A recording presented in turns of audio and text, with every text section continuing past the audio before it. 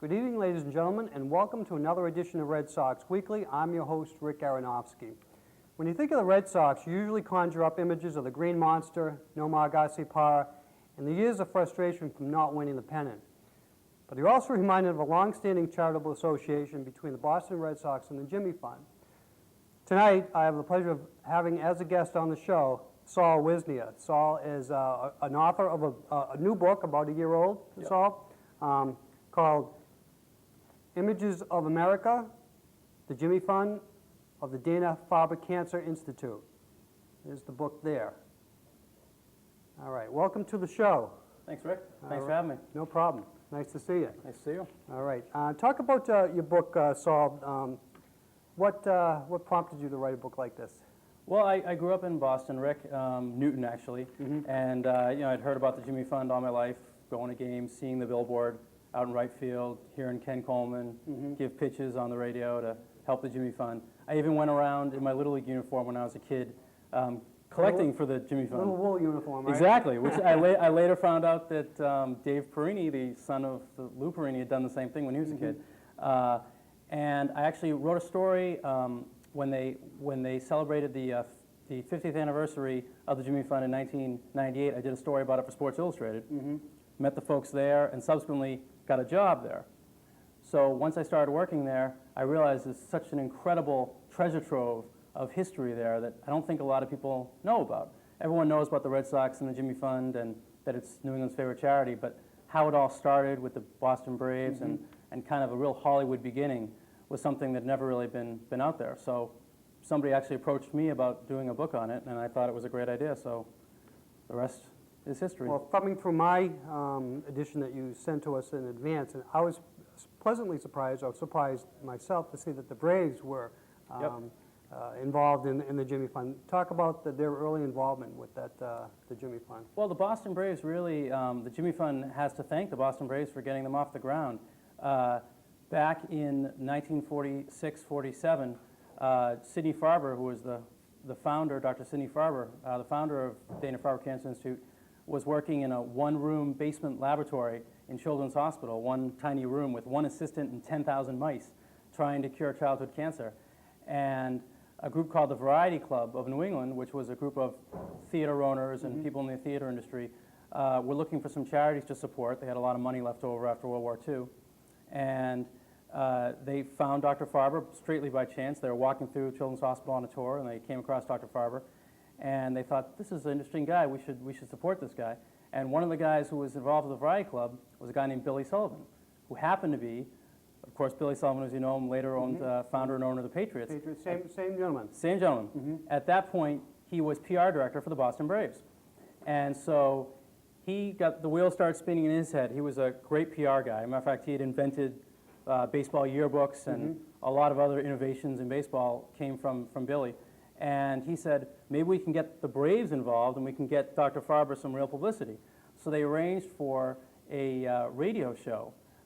Billy had connections in Hollywood, and Ralph Edwards was then the most popular radio show in the country, Truth or Consequences. Okay. And they said, why don't we broadcast live from the bedside of one of Dr. Farber's young patients? All right, before you go any further, Yeah. one of my viewers asked me about that, how that came to be, what the relationship between Ralph Edwards was and Dana-Farber, the Jimmy Fund. Billy Sullivan was Billy the connection. Sullivan, okay. Billy Sullivan knew folks out in Hollywood. And there's Ralph right there, okay. Yeah, there's Ralph, yeah. And so he knew people out in Hollywood, and he knew Ralph, and he made everything come together, so that basically what they did was Ralph broadcast his show live from Hollywood. Okay. And on May 22nd, 1948, Saturday night, big radio night, everyone's at home listening, right? He was out in Hollywood, and he introduced Jimmy. Now, Jimmy was an anonymous 12-year-old boy who was a cancer patient of Dr. Farber. They didn't want to say his real name because Dr. Farber wanted to protect his anonymity. Sure. So he said, let's just call him Jimmy. It was at the spur of the moment, the last second. Could have been called Mike, could have been called Billy. Could have been Mikey, and then we'd have the Mikey Fund. Right, but okay. it was Jimmy, and so first they had a little introduction in Hollywood from Ralph Edwards, and then they said, and now live, here's Jimmy. And they had Jimmy, and he talked to Jimmy. He talked to the 12-year-old boy. And that's in the book, by the way. And that's I the whole believe script. The whole script is The in the whole book. script is in there, Right. and it's really kind of an oh golly gee whiz type of thing. When you listen to it, you can't believe that it's real. I mean, it's like, you know, Now, was hi it- Jimmy, this is Ralph Edwards. You know, Now, it's- something like this, was this an innovation in radio where somebody would go to a live well, I broadcast? think live feeds were still somewhat new at that Yeah. point. I mean, radio had been around for 20 years, but certainly, you know, from a childhood cancer patient, it was probably something, you know, it was a kind of tearjerker thing that they hoped would work. Sure. But they had no idea how incredible it was going to work. Now, Jimmy also did not know a lot what was going on as well, Right, right? he was told a little bit ahead of time, Right. but you know, he was just a kid, and all he heard was, you know, you know, we're going to do something special. He was a big Braves fan, but he didn't know anything about what was going to happen. And basically, what happened was, one by one, they brought Braves players into his room, and this was all right. And Ralph Edwards would introduce him. He was said, prompting them, you know, right. who's your favorite player on the Braves, Jimmy?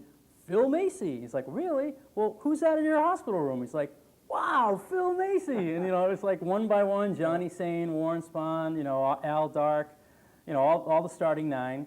They all came in. They all had things for him. You know, they had, you know, hats, bats. I mean, I brought some of the stuff with me right here. What do we got? We got, this is the uniform Okay. that they gave Jimmy.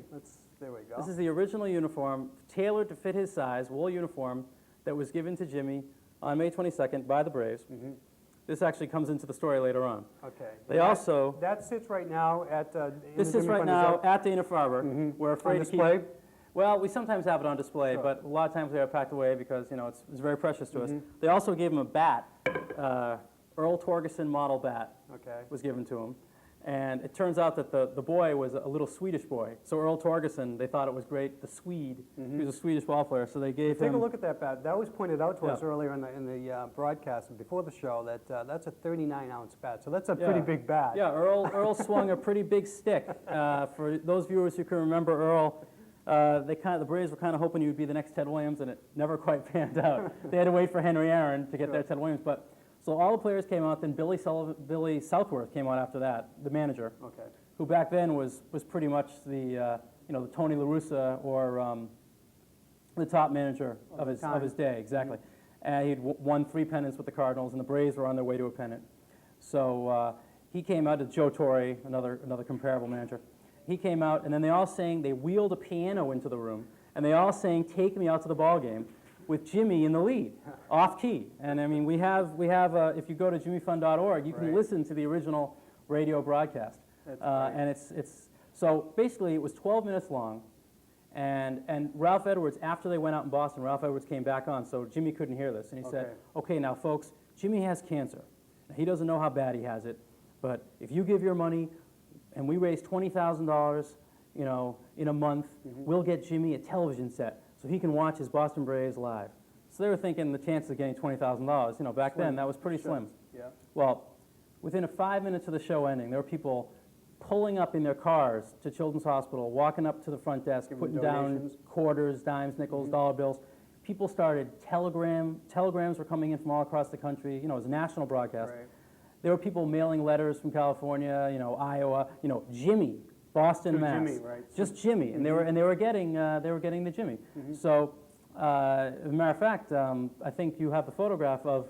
We may have. Of the kids looking through the mail, Right, and we all have these the pounds Boston and pounds Braves, of right? Boston Braves and the kids. Yep, Braves looking players through the mail. came and they helped sort the mail, looking through the mail. And the incredible thing, so they got the $20,000 within 2 weeks. Right away.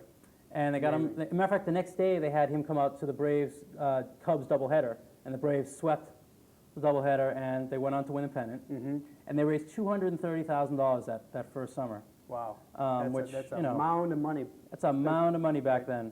And within 4 years, so the Braves pretty much made the Jimmy Fund their official charity. Okay. So that was the big Braves thing. And the Braves players they would go all over New England. They would go to cookouts, they would go to, you know, pie eating contests, you know, all kinds of fundraisers.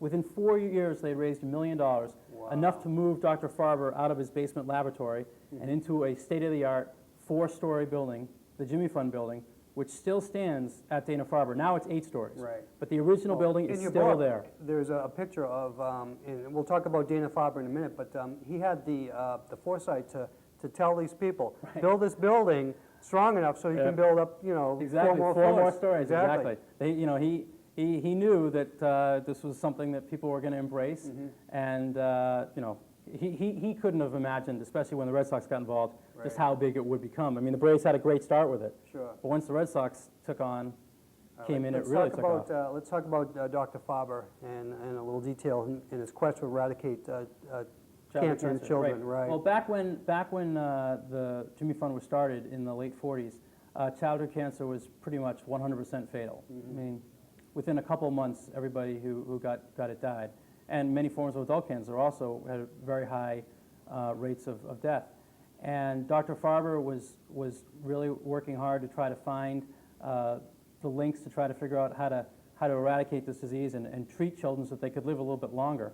And the original seed money from those original Jimmy Fund broadcasts and donations, they'd actually had one other fundraising session before the radio broadcast, and he took the money from that, and within that same summer, he had achieved the first remissions for childhood leukemia. Right. The first kids that could live a little bit longer. Very interesting. And now some forms of childhood cancer have 90% recovery rates. So you can see where we've come from in less, you know, just a little over 50 years. 50 years, amazing. Yeah. A gentleman that was close to Dr. Farber was Bill Coster. Yeah. Tell the viewing audience how they got to know one another and how important Bill was to. Well, Bill was one of the folks from the Variety Club, Okay. and he ended up working as a right-hand man to Dr. Farber. He was the first director of the Jimmy Fund. Okay. So at one point, he pretty much was the Jimmy Fund. He would go out and pound the pavement. Yeah, right? for the first 30, 40 years, he was the man. I mean, he would go everywhere, and he would come up with all these great ideas I think we have a picture for of fundraising. Yep. Yeah, there he is Bill actually with Coster Ted with Williams, Ted another Williams, great hero of the early days of the Jimmy Fund. There they are actually, I think, totaling up some of the early Jimmy Fund receipts from the early 50s of the donations coming in. Bill was just unbelievable. Everybody that I talked to when doing research for the book would just tell me, Bill unfortunately passed away in 78. His son Stephen is still a trustee at the Institute. You know, he just went everywhere and was tireless, like Dr. Farber himself. I mean, he used to always say you could see the light on in Dr. Farber's office late into the night. As a matter of fact, when Dr. Farber died, he died at his desk. Right. Doing Coincidentally, research. didn't he die of cancer? He did have, he actually died, he had cancer, several types of cancer, but he officially died of a stroke. Bill Coster died of cancer. Right. So many folks, Billy Sullivan died of cancer. You know, it really kind of makes you realize that just how many people this touches. I think if you go around this room, you can probably count on everybody's hand the number of people that they've been touched by cancer. Absolutely. Who've known somebody who's been diagnosed with it and has recovered from it as well. Yes. And we're getting a lot more success stories now than we ever have, both for children and adults. I mean, a lot of people think of the Jimmy Fund, they think of kids and cancer. That's what I immediately thought of when I But we treat adults too at Right. Dana-Farber. Matter of fact, we just treated my mother-in-law, who was just diagnosed last month. We had her fly into from Michigan to get the best care in the world at Sure. Dana-Farber. Since the late 60s, we've really been treating adults as well as children. And we're just, U.S. News just named us the top cancer institute in New England for the 4th straight year and number 4 in the country. All right, our number is 978-658-7888. That's 658-7888. We are live tonight talking with Saul Wisnia about his book, Images of America, the Jimmy Fund of the Dana-Farber Cancer Institute. If you want to give us a call and talk about your maybe experiences with Dana-Farber, your success stories, give us a call at 978-658-7888. All right, Saul, let's move into the Red Sox relationship with the Jimmy Fund.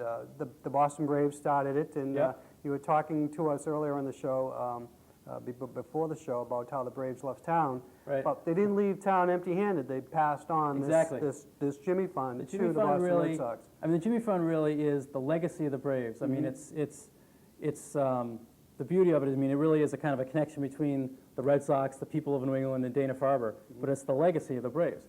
The Braves, after they won the pennant in '48, it was kind of straight downhill from then. And by the spring of '53, I think they drew 281,000 people for all of the '52 season. So if we do a little quick arithmetic, that's about 8 games at Fenway. Right. So they weren't doing too well.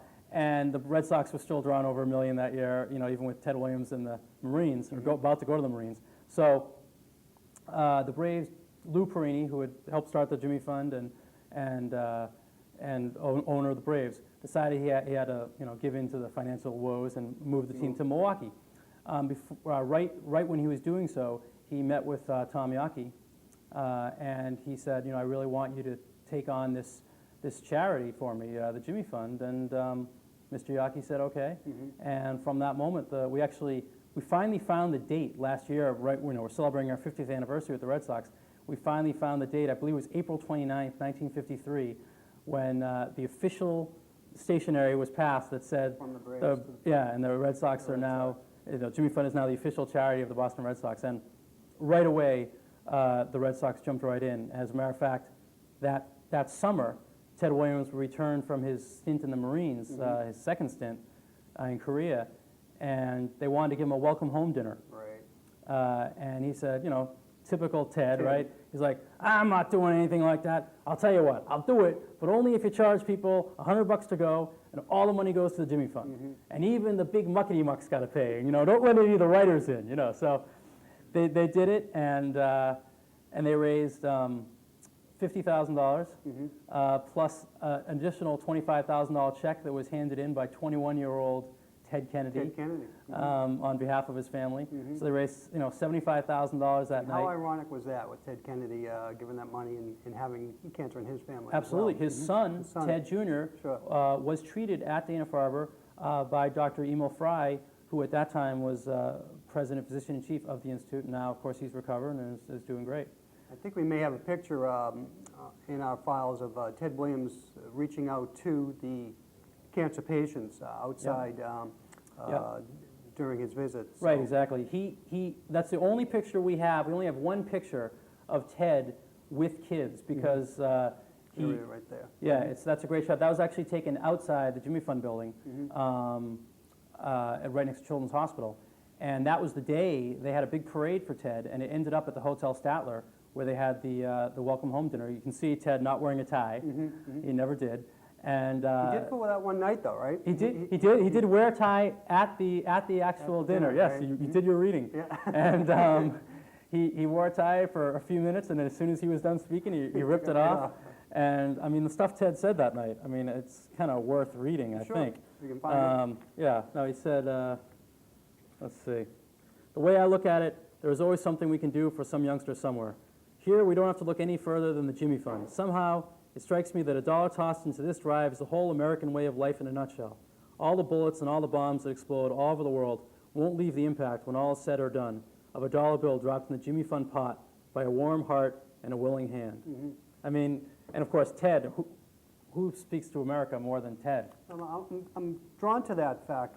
Ted Williams, his mother she worked for the Salvation Army for many years, and I'm wondering if any of that just kind of was handed down to Ted. And I think absolutely. I think that several of the books written on Ted have talked about this, and when I was lucky enough to meet Ted, I mean, I remember hearing this as well, that he did kind of have this, this instilled in him to help kids. As a matter of fact, his brother Danny had leukemia and died of leukemia in 1960 after Ted had already been working with the Jimmy Fund for almost 10 years. So I think he kind of had this inside of him, but he never wanted the publicity. I mean, he never wanted to. Let's talk about that. He used to make visits to the theaters, and they still do it today. They send around the collection can. But Ted used to, go to the theaters anonymously and collect the funds. Yeah, he used to get up. Matter of fact, we have a picture of him.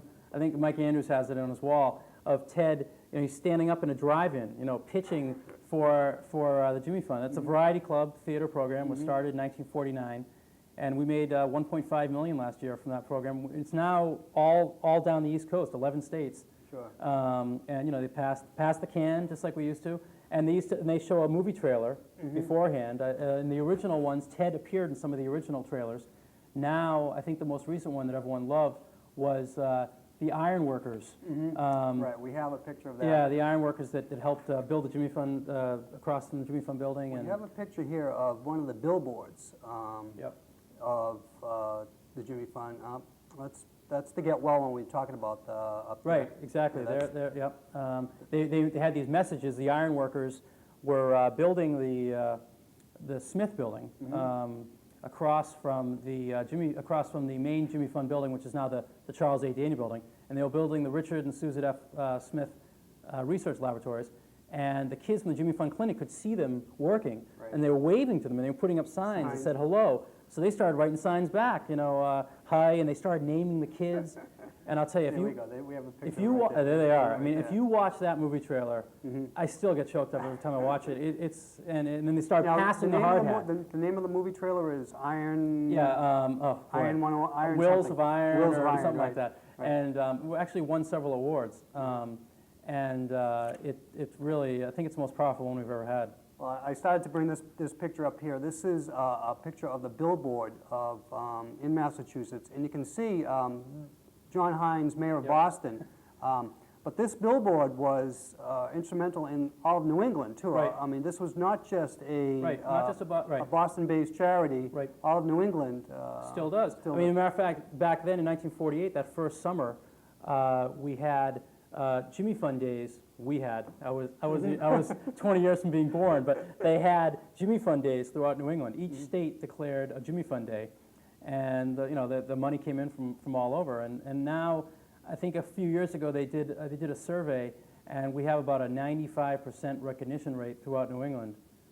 So if you went, obviously, if you went to the other part of the state or the other part of the country, San Diego, Yeah. California, if somebody mentioned the Jimmy Fund, I think that there would be people who have heard about it. Sure. But if you drive to farthermost Maine or Connecticut or Vermont, they definitely will have heard of Right. it. And now, of course, with the internet, a lot of people can go to our website, and I think we're having more of a national appeal now, and some of our events have kind of taken on a national Certainly the Pan Am attention. Challenge. Right, the Pan Mass Challenge, right? Right. Which the bike race that not really a race, but a bike ride that Right. goes 192 miles from Sturbridge down to the Cape, and you can ride various routes. That's actually taking place on August 2nd and 3rd this year. And you can go to pmc.org and sign up and find out how you can give for that. It's already filled up for this year's ride. But people come from all over the country to ride, and that people come from all over the country to walk in the Jimmy Fund Walk, run in the Dana-Farber Marathon Challenge. People run the Boston Marathon for Dana-Farber patients. Sure. And that's an incredible moment at mile 25 when the kids are waiting for their runners, and the runners come up, and the kids run, the kids that can do it, run the last mile with their runners. I got to do that someday. So. All right, our number is 658-7888, 658-7888. This is a live program.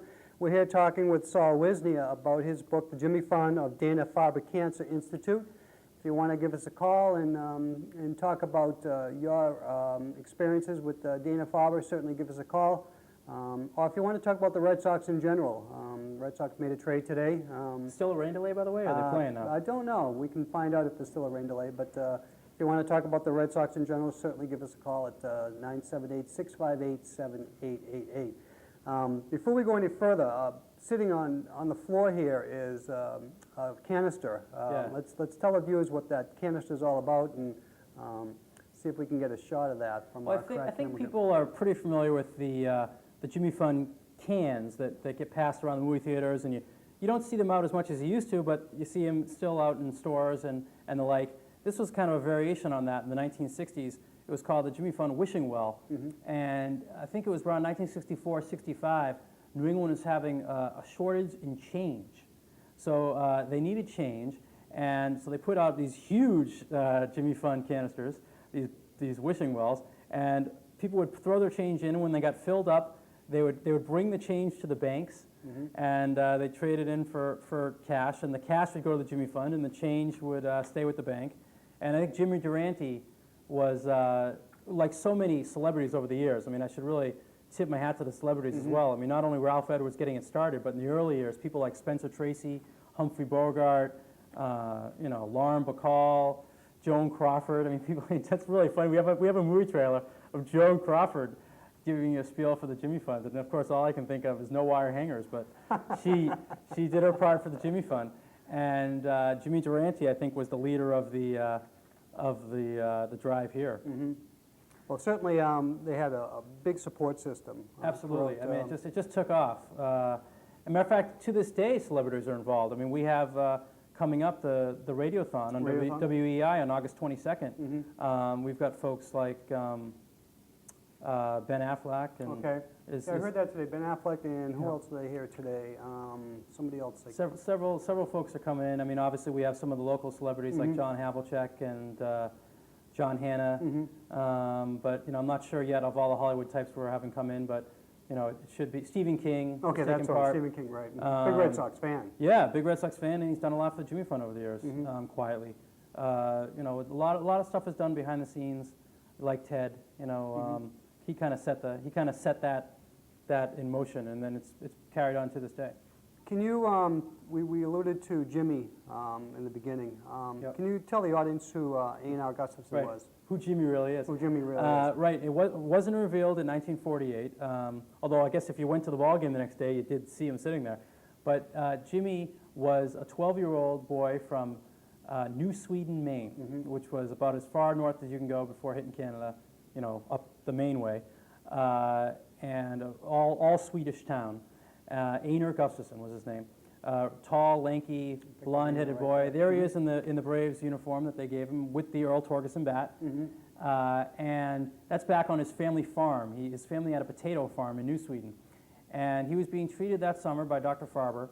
And after the broadcast, most people just assumed that Jimmy passed away because most people, he had a cancer called Wilms tumor. About 85–90% of the kids who got that in that period died, even after they started saving today some. That would be non-Hodgkin's lymphoma. Right, exactly. Right. And they can save so many more kids now and adults. But they thought he died. Most people thought he died, but he went back to Maine and quietly resumed life on his family farm. And the people in the town, they all knew he was Jimmy, but they all kept quiet. Sure. He kept quiet. He stayed in touch with Dr. Farber over the years. Came back to Boston. Came back and would meet with Dr. Farber. Would have his checkups periodically, and we have records. We have letters between Dr. Farber and Einar. But he got married, had kids. 3 kids, 6 grandkids. Nobody knew who he was, and until 1998, everyone thought Jimmy had died. Now, strangely enough, Billy Sullivan actually had heard a little bit in the early 70s before Dr. Farber died that maybe there was this guy that was still alive that was named something like Gustafsson or something. And it's a great story about how Jimmy was found. In the winter of 1998, as the Jimmy Fund was approaching its 40th anniversary, Karen Cummings in the communications department, one of my colleagues, and was a great help on the book, along with so many people in our department, including Debbie Reuter. Debbie Reuter and Karen Cummings were the biggest help. She came across a letter that had actually originally been sent to Mike Andrews. But Mike would get these letters. Mike, who's now the chairman, former Impossible Dream second baseman for the Red Sox, now he's chairman of the Jimmy Fund, going on 25 years next winter. He gets these letters over the years saying, I'm the real Jimmy, or give me Red Sox tickets, or my brother's the real Jimmy.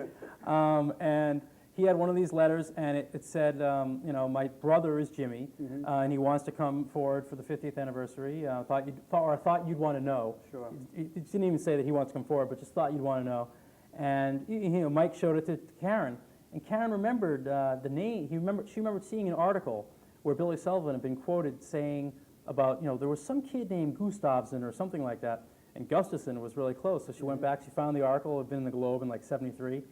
And she's like, boy, maybe this is the real McCoy. So she called the woman who wrote the letter, different last name, she says, my brother's Jimmy, and he was on the radio show and told some things, and Karen thought, well, they either know their history or they're telling the truth. So she arranged to, to try to talk to Jimmy, and one day, or talk to Einar at that point. But one day she comes back to her office and there's a message on her answering machine that says, "Oh, Karen, this is Jimmy. Heard you were looking for me." Is that right? So, it's like, Jimmy, wow, in the flesh. So it turns out that Jimmy was a 62-year-old truck driver, long-distance truck driver, from New Sweden, Maine. She drives out the next morning and meets him in in a parking lot. I don't remember where they were, Chelsea or something. And we actually have that picture in the book. We have a picture. Of it's right towards the end. Right. Of Karen and Jimmy meeting for the first time. Jimmy's wife took the picture. Here it is. All right. On page 119. Yeah. I can get that. And you see New Sweden, Maine, G.E. Ainer is his middle Charles Ainer Gustafson. There we go. But he went by Ainer. And she still didn't know who really was Jimmy. So she brought along a copy of the tape of the original radio broadcast where he met the Braves and saying, "Take me out to the ball game." And she put it into her car stereo, and he sat down next to her. And he started crying, and she's like, "Boy, this is a pretty good sign. This is a real guy." And then she went out to his house, and he took out the uniform. And I think we have a shot of that. There we go, right that's there. right. Matter of fact, that picture ran in the Globe. Matter of fact, Dan Shaughnessy wrote the first story. Of course, Dan has been so instrumental in getting us publicity over the years. Megan. And his daughter, Megan, was treated at Dana-Farber, was in the Jimmy Fund Clinic. And is now recovered and is, I think, starting college next year, or just had her first year, doing great. And matter of fact, she wrote a poem for Ted Williams. Yeah, it's in here. When she got sick, of course, her dad already knew Ted and had dealt with him over the years. Somehow Ted found out. 108. Page 108. Yep. And Ted called her and said, "You're gonna be all right, kid. Don't worry about it." And so she wrote a poem for him. Ted Williams is a really, really great guy. He really likes kids but hates wearing ties. He won 2 Triple Crowns and was the MVP twice. He feuded with sports writers, but to kids he was nice. 521 homers, he's in the Hall of Fame. He's the kid, the thumper, and Teddy ball game. He would do anything for the Jimmy Fund, and I'd like to say thank you for all that he's done. So in 1995, when she was, I think, 12, she met Ted when he came in, when they named the tunnel in his honor. And then in 1999, the last time Ted came back to Dana-Farber. As a matter of fact, the only time Ted and Jimmy ever met. Talk about how Ted talked to Ainer. What did he say? Well, he's like, "Hey, geez, Jimmy, you're so big. How you doing?" How'd you get so tall? It turns out that Ainer grew up to be a big, rugged guy, 6'2", 6'3". And so when he came back in '98, just to finish the story, after Karen verified that it was him, we brought him back, and and this is just before I started working there, and this is when I did the story for SI. They brought him back, and the lines to get his autograph from staff, patients, it was like, somebody said it was like seeing Jesus. I mean, It was like, for all these years, you think this guy died, and here he is, he's a grandfather. So here is living, walking proof that you can have cancer as a kid, and you can grow up, you can become a father and a grandfather. And that's so important to so many of the families that are being treated at Dana-Farber. Gives them hope. Gives them hope. And matter of fact, we really called him our beacon of hope. And he came back, and not only did he come back that first weekend, he threw out the first pitch at a Red Sox-Yankees game, which was, ironically, the 50 years to the night of the first radio broadcast was a Red Sox-Yankees game. And we had Jimmy to throw out the ball. I mean, a month earlier, we didn't think we had that. And it actually was Jimmy and a young boy who kind of represented the current era of Jimmy's, and there's of course a picture of that in there. So they threw out the first pitch, and from that point forward, Ainer would do anything for us. Never would take money. Would drive. He would pick up bikes at the Pan Mass Challenge and ride them up from one place to the other in his 18-wheeler. He would drive all over to golf tournaments to meet people, shake hands. He actually had a truck made. They had a truck made for him. The Chancellor Corporation donated a new refrigerated truck to him that had the Jimmy Fund logo on the side. So wherever he drove on his travels, he was literally driving for the Jimmy Fund. He had cards made up that said, "I am Jimmy," and he would meet people and talk about the Jimmy Fund. Unfortunately, he passed away in early 2000, not of cancer, but of a stroke. But until that time, I mean, we couldn't have How found ironic Jimmy. is that, where Ainer died of a stroke and Dr. Farber died of a stroke? I mean, absolutely. I mean, I think there's definitely some connection there. And, I just, and the fact that he came back and Ted and him were able to meet that time when Ted came back in '99. We have a picture of that. There's Ted and Ainer, and that's Dr. David G. Nathan in the middle, who was then president of Dana-Farber, still a working physician researcher at the Institute. now not the president anymore. And it was an incredible moment. I was about 2 feet away from those gentlemen in that picture. Matter of fact, I was lucky enough to be Ted's tour guide. The one picture I forgot to bring is a picture of me and Ted and Jimmy taken that day. But it was an incredible moment. And at that point, Ted was already pretty ill. He was in town for the All-Star game, of course. Everyone remembers that incredible moment at Fenway. But he also wanted to make sure he came to Dana-Farber and the Jimmy Fund. And he was already using a wheelchair. There he is with Dom DiMaggio, his old teammate. As a matter of fact, Dom has a golf tournament every year, or did for many years, in Florida for the Jimmy Fund, and then has now brought it up to the Cape where he lives, and they have the tournament there. And when Ted came back, he was already in a wheelchair, but he didn't want the kids to see him in a wheelchair. Not that there's anything wrong with the wheelchair, but Ted being Ted. So when he got near to where the kids were all waiting, he got up and he walked in on the arm of John Henry, his son, and Jimmy was sitting there waiting, and they hugged, and it was really definitely the most magical moment in history of Dana-Farber. It was incredible. Let's talk about visits by the Red Sox players. Ted Williams specifically, but the Red Sox players. Well, Ted got the ball rolling, with the Red Sox in the early 50s, starting in 53 and then kind of extending through. I think we have a picture of Ted with some of the women at Park. Park. There was a sorority. I can't remember the name of it now. I should probably give him credit, but Beta Phi sorority or something that every year donates money to the Jimmy Fund, and they started in the 50s. And what I thought was neat about that picture, I mean, when doing the book, there were so many pictures I couldn't use. Right. I mean, there were just hundreds and hundreds. Page 45. It's the Beta Sigma Phi sorority. There's a picture of Ted getting a check from them in the mid 50s, and then you move forward, about 50 pages, and on page 70, there's Carlton Fisk getting a check from another generation of sisters from the same sorority. So it kind of shows the continuity. And right across from that, you've got the Jimmy Fund sign from the 50s and 60s, and then the Jimmy Fund sign from the 80s. Now, of course, we've got another incarnation of it, always in the same place, always above the retired numbers. Tom Yawkey wouldn't allow any advertisements. The only advertising in Fenway Park was the Jimmy Fund billboard for many, many years, and it's still in that same spot. Now, of course, we've got that wonderful logo on the Green Monster for this year, for the 50th anniversary. But to continue the Red Sox, after Ted retired, matter of fact, the day before Ted retired, he went to visit a Jimmy Fund kid in Rhode Island. I mean, he drove down to Rhode Island to visit a kid. No fanfare again. After matter of fact, the day he retired, he gave a check to the Jimmy Fund. We don't really have any footage of that, but they had a little ceremony for him before the game. 10,000 people that has grown since to 150,000. Saw him give a check to the Jimmy Fund. After he left, Yaz comes on the scene.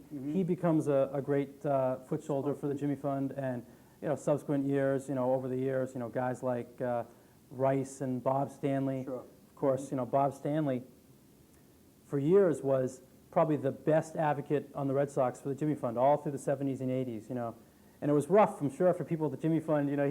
When Bob would get booed and stuff, you wish you could say, "Hey, wait a second. The Steamer is he's a great guy. He and Joan used to come over to the clinic all the time, visit kids." He retires in 1989. Matter of fact, there was one kid that he became friends with in the late 80s that had a very rare cancer and was not doing well. Sinus tumor? Yeah, exactly. And Bob gave him a jersey that he was wearing under his, maybe the uniform top or the jersey he was wearing under his uniform top from when he sent the record for saves by the Red Sox. I think he broke Dick Ratz's record or maybe Bill Campbell's. And he gave the shirt to the kid, and the kid was full of life. He died shortly thereafter. I think he was buried in the shirt. And the parents told Bob that he couldn't believe it. Well, a few months later, his son Kyle developed the same form of cancer. I mean, just these types of stories you couldn't write. I did write them, but you couldn't make them up. It's like when Jimmy came, you couldn't invent the beginning of Jimmy. And so Kyle was treated in the clinic and recovered. Went on to college. I think he played baseball in high school and college, and so Bob and Joan were one of the winners of the Yawkey Award. You know, we have the greatest award that Jimmy Fund gives every year is the Yawkey Award, named in honor of Tom and Gene. And because, of course, after Tom passed away, Gene kept the Jimmy Fund torch going and made sure that got passed on to the new owners. You know, and talk about another irony. You got the new owner. The new owners come on. Larry Lucchino, former Dana-Farber patient. Sure. You know, immediately he went to, according to your book, right. he went right up to as soon as they took over ownership that winter, he and John Henry went and visited the clinic, and you know, he's been very gracious with us ever since they came on board. You know, all kinds of fundraisers. You know, the Radiothon was a brainchild. You know, working in conjunction with the new ownership, and you know, he's been great. They've all been great, all the new owners. Let's go back to 1967 in Kai Yastrzemski. Yep. Yeah, his last day, or his last game, I was at that game. Oh, you're talking 83 now, not 67, 83, right? yeah, 83. We were both at that game. Right, we were both at that game, and unbeknownst to me, he had a change of uniform during each inning, right? He wore a different uniform top every inning, and I mean, I didn't know this either. I was a 15-year-old kid sitting down home plate. But he donated all the uniform tops to the Jimmy Fund, to Dana-Farber, and they were auctioned off. We kept one of them, which we still have, but we auctioned 9 of them off. I don't know how much they made, but I'm sure a ton of money. Now let's go back to 67 and talk about the World Series share. Right. Well, in summer of 67, the Red Sox are going for the pennant against 4 other teams, and of course back then, I think Mike Andrews told me this the other day, the rookie minimum was $7,000. He was making 11, and then because he was named the starting second baseman in spring training, so they gave him a whopping $11,000 contract, and then Mr. Yawkey gave him a $4,000 bonus. No, this is Yaz. No, this is Mike Andrews. Mike right. Andrews, okay. Yaz was making this is 50, Andrews. 60 Yeah, grand at this Andrews, point. yeah. Right. So, but there were a lot of guys on the team that were really young. You know, rookies, guys like Andrews, not making a lot of money. And a World Series share really meant something back then. You know, if you made the World Series, you might make 25. Now it's pocket change. Now it's pocket change. Now it's you know what golf money. Right. So you make $2,500 for getting in the World Series. The Red Sox had a team meeting, and Yaz stood up in the team meeting. This is before they knew they won the pennant, but it's while they're driving for it.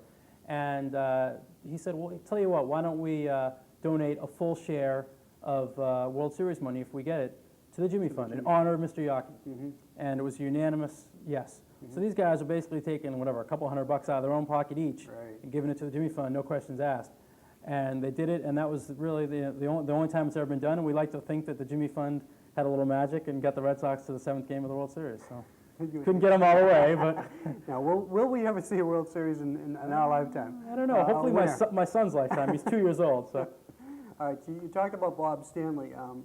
Let's talk a little bit more about the new Current players? Current players, yeah. Well, you know, over the years, Mo Vaughn, there's another guy. Okay, let's work our way up to the present, okay? First of all, Mike Andrews. Yep. 1967, Mike is a rookie. Bill Coster, still running the show for the Jimmy Fund. Every day, Bill Coster was at Fenway Park. Right, there's Mike as a rookie. You know, every day, he was 23 as a rookie, second baseman. Matter of fact, I just found out, I just wrote a story about Mike for the Red Sox magazine. The Red Sox, another thing the new ownership has done, they've been nice enough to let us have a lot of space in their program. You know, each issue this summer, there's one story about the Red Sox-Jimmy Fund relationship in honor of the 50th anniversable. This is a Red Sox The program? Red Sox program inside the park. Okay. Nothing against Baseball Underground, but this is the one inside the park. And one of the issues coming up is a piece I did on Mike, and he tells this story where in '67, Bill Coster came to the park one day and with a kid, Jimmy Fund kid, and was supposed to meet with another player. And the other player had an injury or something, was in the trainer's room. So Bill came up and asked Mike if he would mind filling in. You know, and Mike, you know, was getting ready for the game, you know, game face and everything. He was a little, you know, oh, geez, I got to do this now. But he met the kid, talked to the kid for a while, and talked about Little League and this and that. Kid left and Bill came up to him and said, you know, I really appreciate you doing that, Mike, you know, because we're sending that kid home. He's not going to make it. And Mike just realized, wow, you know, 0 for 4 doesn't mean a heck of a lot in the grand scheme of things. Put it all in things. perspective. Yeah, and so from that moment on, he said yes to everything. Matter of fact, in '69, he was voted Bo Sox Club Man of the Year, I'm sure partly because he was doing so much great work with the Jimmy Fund. And he subsequently got traded to the White Sox, went on to the A's, came back to Boston in the mid to late '70s. You know, always had a house in Peabody where his family lived, and came back. And at that point, Ken Coleman, another connection to the '67 Red Sox, the broadcaster of that great team, and of course, many subsequent years that followed, he took Bill Coster's job as chairman of the Jimmy Fund. Ken Coleman did. And actually, for many years, Ken was both chairman of the Jimmy Fund and Red Sox broadcaster. So he would go to work at Dana-Farber and then walk down the street or take his car down the street And do the games. and do the games. Somehow he went on the road, and I guess the Jimmy Fund would survive without him. But at some point, we got so big at Dana-Farber that we need somebody there full time. So Ken groomed Mike. Matter of fact, he asked Mike to come on as his assistant first, starting in 1979. So he was handpicked by Ken Coleman. To come on as assistant, and then when Ken left the position in 1984, Mike took over, and he's been chairman ever since. And so you had that connection. So then you've got him in there, and then subsequently through the years, guys as again like Yaz and Rice. Then you've got in the 90s guys like Mo Vaughn and John Valentin. John Valentin for years was chairman of our Jimmy Fund stair climb, which is an old event we used to have. We used to climb up 99 flights of stairs in downtown Boston in 3 buildings, and he would do it with me. And You actually did it? Oh yeah, I did it. I haven't done the marathon yet, but I did that. How grueling was that? No, it was tough, but I've actually tried to run the Jimmy Fund Walk, which we have the Jimmy Fund Walk every year. In fact, we're the only organization that's allowed to use the marathon route as our charity route. And Dave McGilvery has a lot to do with that. Dave's doing another run, isn't he? Next May, right? Exactly. He ran across the country for the Jimmy Fund. Right. And then he ran up the East Coast for the Jimmy Fund. So he's starting, back in the let's 70s. talk about Dave's run next May. He's starting from I'm the not West sure. Coast, I Yeah, believe, yeah. and he's going to end up in Fenway Park again. He's recreating, actually, The walk, right. a run that he did in before. 78, Right, 78. Starting in Seattle and ending up in Boston. In Boston. And it's incredible. The guy's incredible. So we had him in the 80s, and then in the 90s, Mo Vaughn developed a relationship with a kid named Jason Leader, Jimmy Fund patient. He met him. He called him one day on his birthday from Anaheim, promised to hit a home run for him. This is like Babe Ruth stuff, right? Sure, yeah. And he delivered. Hit a home run. He was Jason was asleep by the time he hit the home run. 11 years old. Next day he wakes up. The nurses tell him Mo hit a home run. So they were inseparable after that. Matter of fact, Mo got the ball from the home run, brought it back with him, and he and Jason threw it out before a Red Sox home game. And unfortunately, Jason didn't make it after. He lived about another year. But his family never forgot that, and his mother started a walk team, Jason and Mo's team, that walks in the Jimmy Fund Walk every year in honor of those two. Certainly Mo got a lot of bad press around here for being greedy, trying to get the money for playing, but certainly not in a charitable. Absolutely, no way. He was the real deal. I mean, of course, he had the Boys and Girls Club he started, but the Jimmy Fund too. And then John Valentin was fantastic. I mean, when he was released and then picked up by the Mets, it's a real sad day for us in the Jimmy Fund. Not just because people loved him as a player, but because he was so great and did so much behind the scenes. And then bring it up to the present day. I mean, I don't want to pick anybody out over anybody else, but there are a few guys like Wakefield. Sure. He's great. Matter of fact, last year Tim Wakefield won the Roberto Clemente Award. The Red Sox representative, I think every team has one guy that wins for doing the most humanitarian work. Sure. In his case, it was largely for what he does with the Jimmy Fund. I think he has his own charities in Florida.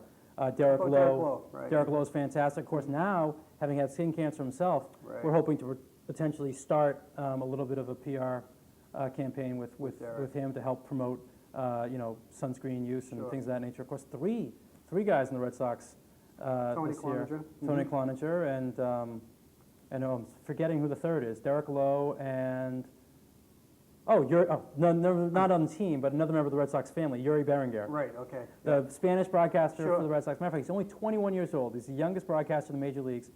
15 years a Jimmy Fund patient. Wow. So you can see how the Red Sox, they're intertwined with us in so many different ways. Joe Stiglione comes to the clinic all the time. Comes to visit with kids. Matter of fact, that's how he met Yuri. He was coming to. He was a patient, so he. Right, Yuri was a patient. Joe would come to the clinic. He met him. He found out that his uncle was Juan Berenguer from the Tigers. Sure. So he started coming around. He started letting him come to the radio booth. He started keeping stats for him. Next thing you know, he's helping him, get a scholarship to Northeastern, and now he's a broadcaster in the booth right next to him. Sure. Another Jimmy Fund success story. They're all over the place when it comes to the Red Sox and Jimmy Fund. All right, 978-658-7888. We only have a few minutes left to go in the program, so I want to talk about a couple programs that we haven't talked about in great detail. You have some events that are coming up throughout the year. Right. We've got the Pan Mass Challenge, Right. which is one of your biggest events. Yep.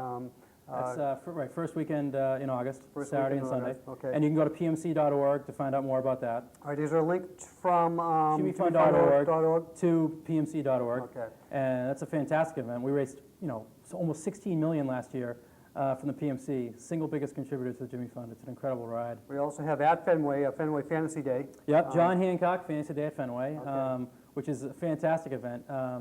Teams sign up. I'm not sure if there's any openings left, but teams sign up and individuals sign up to take their shot at the Green Monster for the Jimmy Fund, for a donation to the Jimmy Fund. And then we also have clinic kids hit. So it's really, it's unbelievable. You watch the kids running around the bases, and it's great. We have the Boston Marathon Jimmy Fund Walk, which we've talked Yeah, about. September 22nd this year, I believe. You can double check me on all these dates if you go to jimmyfund.org. Of course, that's the Boston Marathon route. You can walk all 26.2 miles, or you can start from Wellesley High School and do 13.1 miles, or you can start from Dana-Farber and walk 3 miles. That's the patient family walk.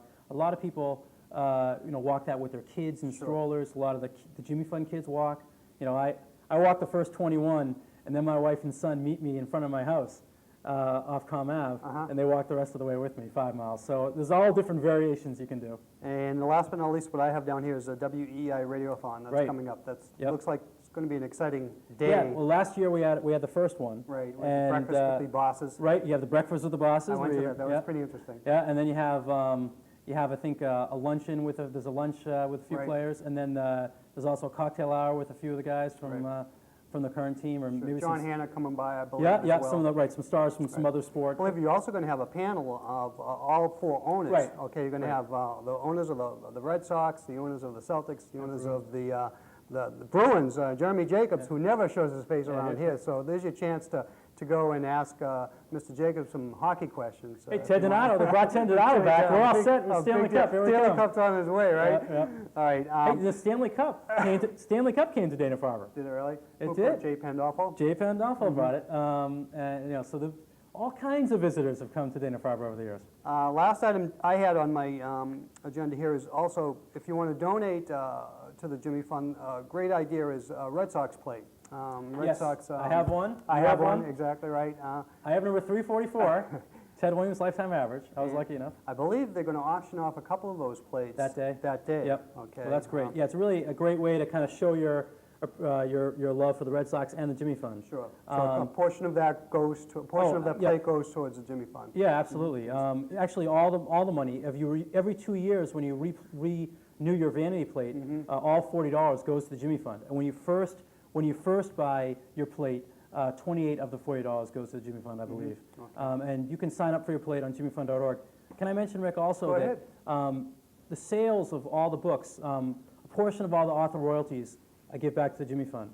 And you can buy the book on Amazon.com and BarnesandNoble.com and through ArcadiaPublishing.com, and in all, it's in a lot of the stores. There's usually a whole Arcadia section in most major bookstores, because they've done a lot of books on different towns and communities throughout New England, and now they're kind of moving into organizations. They've actually, Dick Johnson, a friend of mine, did one on the Boston Garden, and he did one on the Boston Braves, as a matter of fact. Well, it's certainly a book that if you want to read about the Red Sox and their appreciation and their history of the Jimmy Fund, certainly go out and get Images of America, the Jimmy Fund of Dana-Farber Cancer Institute by Saul Wisnia. All right, Saul, I appreciate you coming to the program. No problem. Thanks a lot for having me, Rick. Best of luck with the Jimmy Fund. You certainly do great work. Like we said before, a lot of people are touched by cancer, both adults and children, and there are a lot of success stories out there. Hopefully, in years to come, we can eradicate the disease, a lot of the disease of cancer in both adults and children. I think we're on our way. We're on our way. So I'm Rick Aronofsky, your host. What we're going to do is we're going to end this program with a little video tribute of what I call just the heroes, American heroes, just people who have raised money for the Jimmy Fund, who are touched by the Jimmy Fund, and we'll see you next time on Red Sox Weekly. Be safe.